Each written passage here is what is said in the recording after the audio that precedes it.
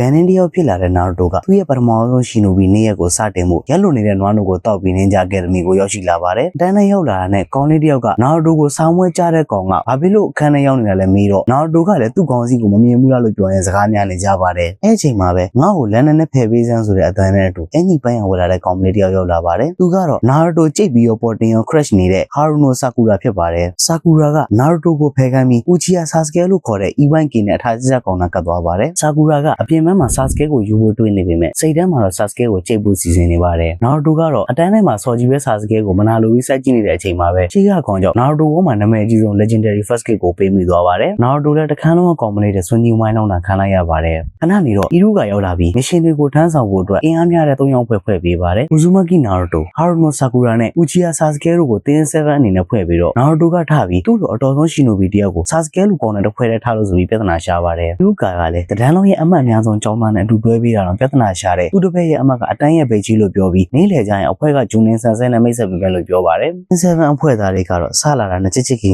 ရန်ဖြစ်နေကြပါတယ်။နာရူတိုကမုံစားနေတော့တတိမဲ့နေတဲ့ဆာစကဲကိုချောင်းတိုက်ပြီးကျိုးနဲ့တုပ်ဖို့လုပ်ပြီးမဲ့သူပဲပြန်ပြီးခံလိုက်ရပါတယ်။အညံထဲမှာဆာကူရာတယောက်တည်းထိုင်နေတဲ့အချိန်ဆာစကဲရောက်လာပြီးနှစ်ယောက်သားအဆင်ပြေပြီးနန်းတော့မဲ့အချိန်ဆာစကဲကဘိုင်းနာလာလို့အိမ်သာကိုပြေးပါတယ်။ဒါတော့နာရူတိုကဆာစကဲပုံပြောင်းလာတာဖြစ်ပြီးနာရူတိုကိုငပိုးလုံးမှထားတဲ့လူတော်လူတဲ့လေဆာစကဲကိုကိုဝါးတွေနဲ့ဝိုင်းချုပ်ပြီးဆာကူရာနဲ့နီးဆောင်အောင်လုပ်မလို့ဖြစ်ပါတယ်။အဲ့ချိန်မှာပဲဆာစကဲကပြန်လွတ်လာပြီးဆာကူရာနဲ့တွေ့တော့နာရူတိုပမာလဲလို့နေပါတယ်။ဆာကူရာကလည်းနာရူတိုကမိဘမရှိပဲလှုပ်ချင်တာရှော့လုပ်နေတဲ့လူတကောင်လာဖြစ်ကြောင်းပြောပါတယ်။ဆာစကဲကလည်းအထီးကျန်တယ်ဆိုတာကတကယ်တော့မိဘတွေဆိုတာတပိုးဆိုးတဲ့အကြောင်းပြောလိုက်ပါတယ်။တချို့စရာတစ်ခုလို့ပြောခံလိုက်ရတဲ့ဆာကူရာကလည်းနာရူတိုခံစားနေရတာတွေကိုနားလည်သွားပါတယ်။ချီးပပြီးထွက်လာတဲ့နာရူတိုကလည်းဆာစကဲနဲ့တက်တိုးပါတယ်။တစ်ဖက်ကနာရူတိုရဲ့အထီးကျန်လာတဲ့အိမ်မှာပိုကာကဲနဲ့အတူမျက်နှာကိုမတ်စတက်ထားတဲ့ရှင်နိုဘီတယောက်လည်းရှိနေပြီးပိုကာကဲကနာရူတိုနဲ့ဆာစကဲကိုအဲ့ဒီရှင်နိုဘီရဲ့လက်ထဲကိုယုံယုံကြည်ကြည်အပ်ထားလိုက်ပြီလို့ပြောရင်နာရူတိုမန်က volume 1 chapter 3ကအဆုံးသတ်ထားပါတယ်